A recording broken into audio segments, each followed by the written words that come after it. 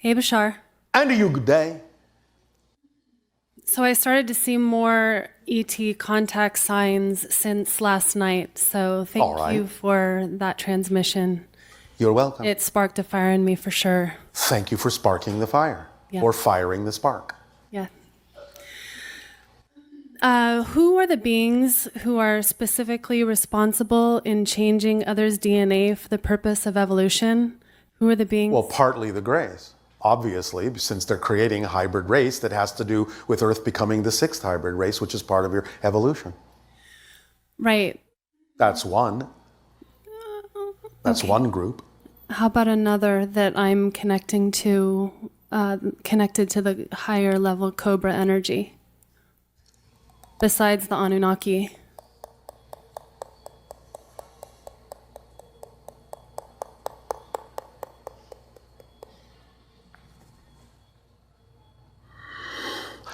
Are you sure that your interpretation of the energy as Cobra is accurate?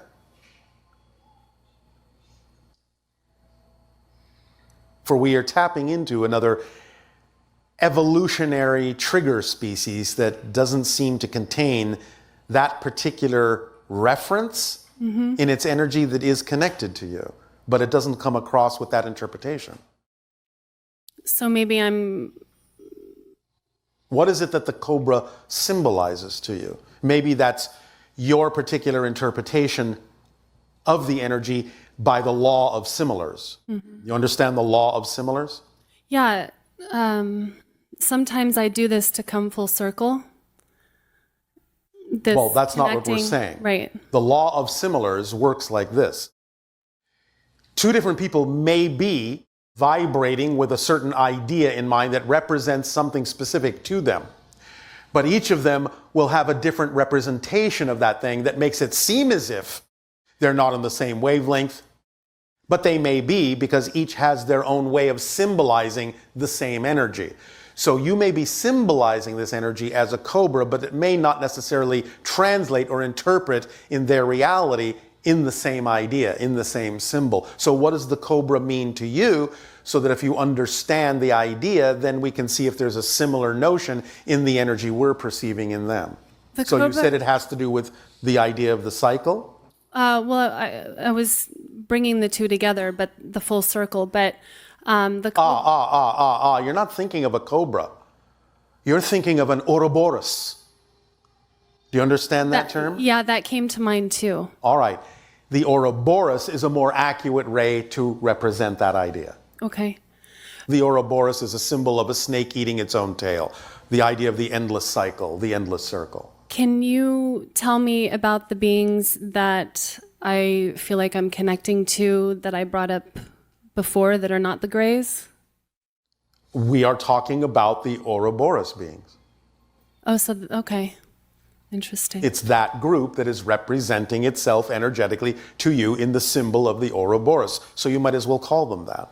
Okay. Because their translation, their name for themselves, their perception of themselves, wouldn't really translate in your reality in any other way.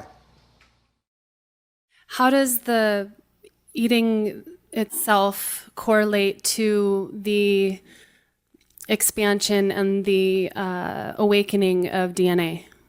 It's the idea of cycles expanding. Remember, not just a circle, but in another dimension, it actually is an expanding spiral. Right.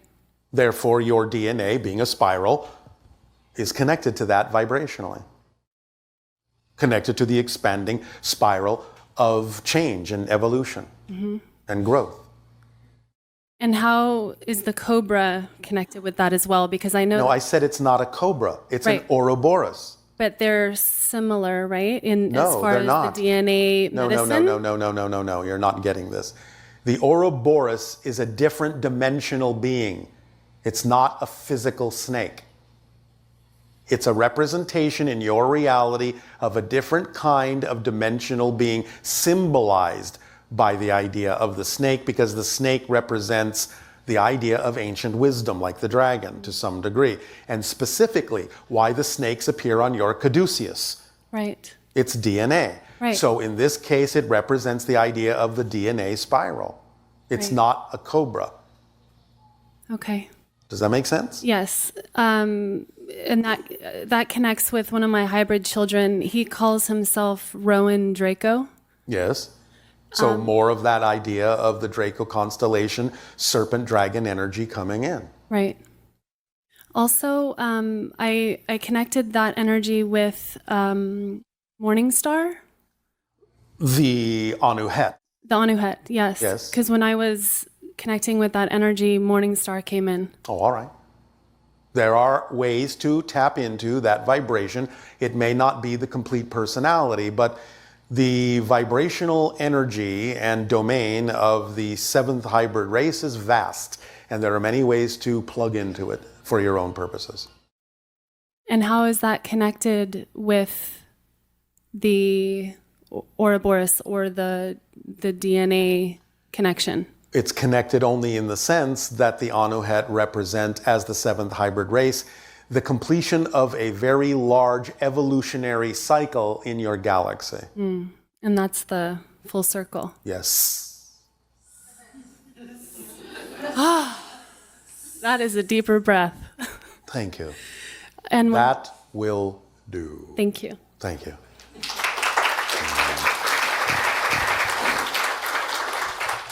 Hello, Bashar. And to you, good day. Very appreciative of this communication. As are we. About my indoor cat. Her name is Funk, 7 years old. She's been missing from June 10th. I've been looking for her everywhere, every night, at least 7 hours. Where can I? Instead of going to look, stay in a place that gives you a sense of being centered, at peace, and allow you to recall the vibration of being with the cat. And from that place, send out energy to call to the cat like a beacon, so the cat can follow that energy beacon home. Don't go out looking, because that's not home. Be at home and send out a beacon of being at home with the cat. Call the cat back to you. Actually, I just did that after I was so exhausted. I stopped Then looking the for her. exhaustion was pushing you in the correct direction, so that you would be able to send the message in the way that the cat has the best probability of receiving it. All right? Right. All right. So, could you clarify the meaning of funk leaving? Funk No, what's mean? not at this time, other than to say it's something that allows you to experience being more centered. And then realizing that you can communicate with anything from your center, but not when you go scattered out looking for something. I tried about that one, exactly that one or twice. Stopped looking for her, being in the center, and my energy, and probably she can follow me. Yes. That's what I already did. But you have to be at home, Oh, because that's where you want the cat to go, yes? yes. So be at home in the energy of the cat being there with you. In other words, remember what it's like, what it feels like to have the cat at home with you. That's the energy you need to send out. That's being centered, because you're centered in the relationship. The state of being that represents the feeling you have in the relationship of having the cat at the house, at the home. Not looking for it. Having it at home is the beacon the cat needs to receive. Yes? Yes. Thank you. Thank you.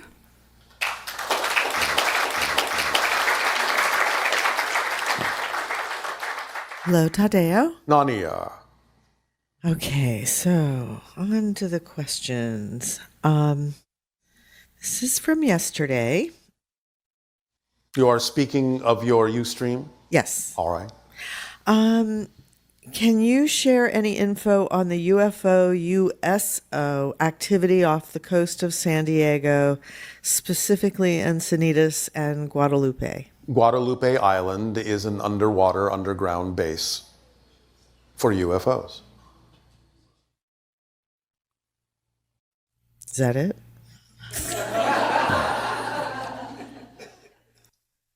One moment, we'll ask and see if they're receptive to allowing us to talk about it any further.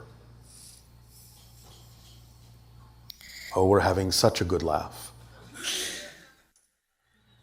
They are doing maneuvers that are part of the idea of allowing disclosure to happen so that they become obvious, and so obvious eventually that they must be reported and cannot be ignored.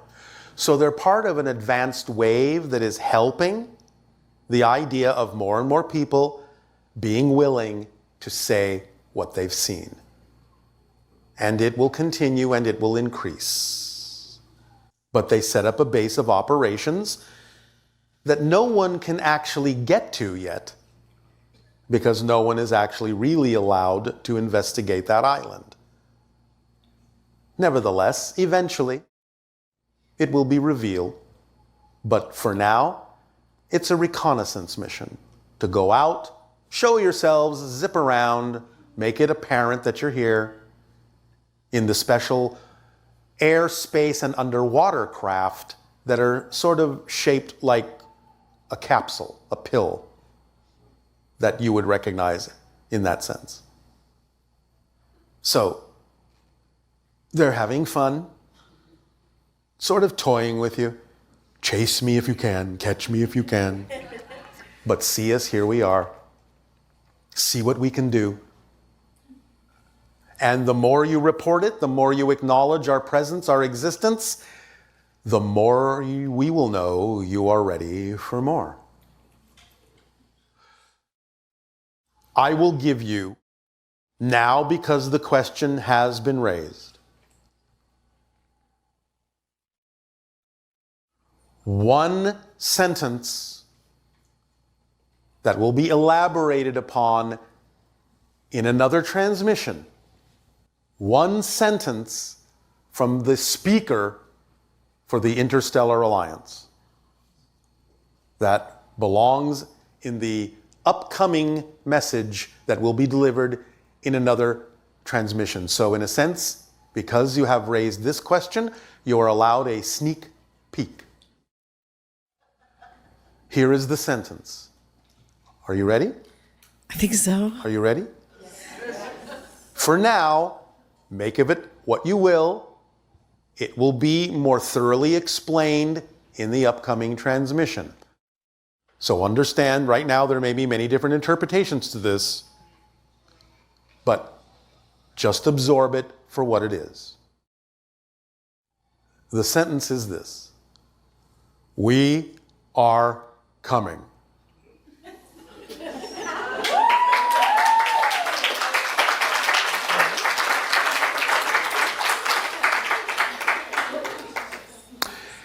And to address another question coming up, that's why, despite everything that seems to be happening on your planet that seems in some sense to be potentially capable of preventing the ideas of disclosure and contact, it's that sentence and the information behind it that we haven't revealed yet, which the speaker will reveal, that allows our ship to be as low as it is over Sedona.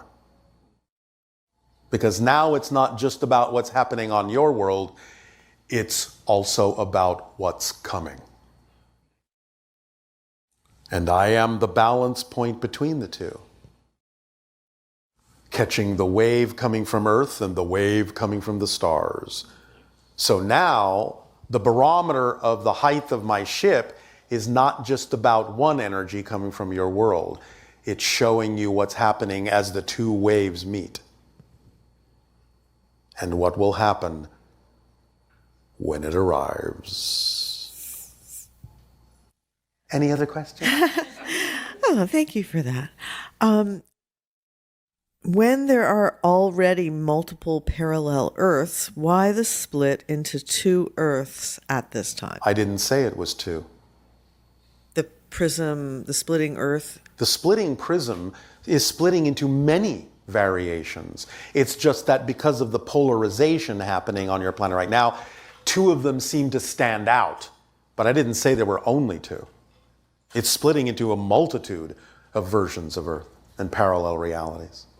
You're just only recognizing a couple because you're so used to dealing with the idea of polarities.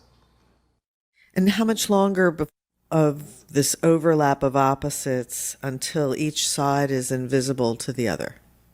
Completely invisible? Absolutely no less than 50 of your years. More like 100. Okay. But on an individual level, it can happen tomorrow. Because if you shift enough, you may simply suddenly stop experiencing an interaction with people who are too vibrationally incompatible with you. And therefore, that's kind of a micro version of the macro version. Yes? Yes, and so if things shift in the direction of not moving towards contact, people will still be able to experience things individually based on their personal vibration. Remember, there will always be versions of Earth in which open contact happen. We're not talking about the idea that there will be no such Earth or that someone can't shift themselves to it. We're talking about collective averages of what many people on your planet may create for themselves to experience that might be different from that by flowing in the direction or matching negative frequencies of fear-based belief systems. So we're just taking a barometer reading of the probability of how many people might shift themselves in certain ways at certain times because of what they're choosing to buy into as fear-based beliefs. It doesn't mean that people cannot shift to the realities where open contact exists. But it might be more on an individual level than a large-scale level, depending upon what choices are made in the collective. Okay, got that. And there's some question about a definite shift of two Earths in the year 2037. Is there something happening in 2037 that... I cannot address this at this time, but again, the idea is that it's more than two. Okay. Regarding the people in positions of power, if we as a group do not acknowledge their power, do they really have any power over us? They never have power over you. As we have said, their greatest power is to convince you that they have power over you. You're the ones that have put them in that position. So, if you're playing the game that they have power over you, then the effect will be that they seem to have power over you. And one of the things that certain people do when they are given that position is make sure you continue to believe that they actually have more power than they do. So as a collective, we are responsible for our government because our government represents us. So of course. The idea, isn't that sort of built into the mix that our government has some sort of power in relation to us? They only have as much power as you have given them. Where would that power come from? Other than from all of you. By agreeing to play a certain game in a certain format. And sometimes it can work to your advantage, and sometimes it can work to your disadvantage, depending upon the collection of belief systems being utilized in the sharing of that power, in the assignment of that power. So anytime you're in a circumstance where it appears that someone else has power over you, and at the same time it's perhaps an uncomfortable circumstance. Yes. What are the kinds of psychological choices that a person needs to make in order to, it's very simple. Transform that situation? It's very simple. You ask yourself the question, if I'm finding the reflection of having this agreement that they are in a position of authority, if I find this arrangement to be vibrationally incompatible with what I prefer, what belief systems are within me that continue to perpetuate that particular relationship? when I don't have to. And simultaneously, as a collective, if we've agreed to have a certain experience together, does that override your personal desire to have a different experience? Only if you believe that it does. Okay, so really, as you advance in this process, you become more and more aware of what your fundamental beliefs are, where they may or may not be in harmony with the collective. Yes. And sometimes you can make the decision not to experience what the collective is experiencing, and sometimes it's another level of agreement that you will. Yes, but that doesn't mean you can't experience it in a positive way for yourself anyway. Even if you're sharing a general experience, you can still label it as you wish and get the benefit from it. Yeah, because you've talked about things like levitating yourself, let's say. If it's not really relevant to the theme that you're exploring this lifetime, you can focus your energy on levitating till the cows come home, and you're not going to levitate. Yes. Right? I mean, in general. Except, of course, at that point, your house will be full of cows.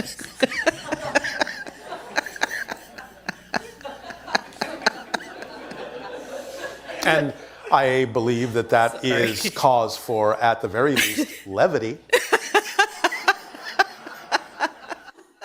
Oh, maybe we should move on.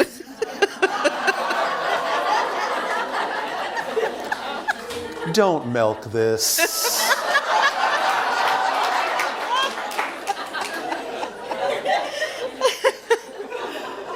Okay, I surrender.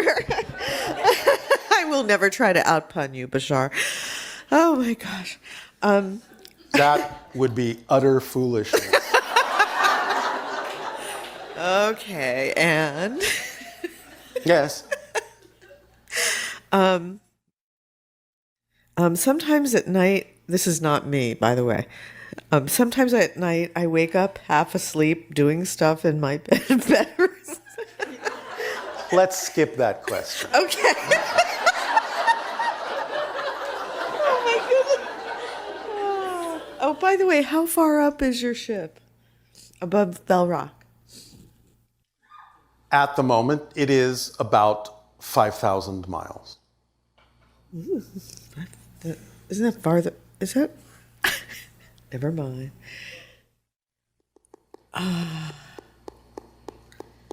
How can we know the difference between not having experienced something at all, i.e., an ET encounter, versus having experienced something and not being able